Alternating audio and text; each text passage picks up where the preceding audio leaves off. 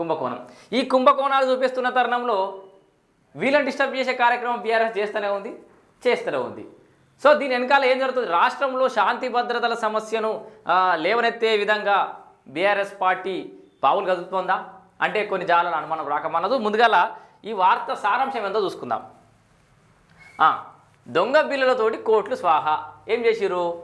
BRS హయాంలో నిధుల దుర్వినియోగం, డిజిటల్ మీడియా పేరుతో పైసలు హాంఫట్, ప్రభుత్వ సొమ్ముతో గులాబీ ప్రచారం, బయటకు మాత్రం పథకాలపై పబ్లిసిటీ అంటూ కలరింగు. తాజాగా సోషల్ మీడియాలో 15 కోట్ల జియో వైరల్. 15 కోట్ల రూపాయలు ఎందుకు విడుదల చేసిరో చూడుర్రి. 2023 మే 22వ తేదీతో ఉత్తర్వు, నిధుల దుర్వినియోగాన్ని గుర్తించిన ప్రభుత్వం విచారణకు ఆదేశం. కానీ బయట తీయడం వరకు అంతా బాగానే ఉంది.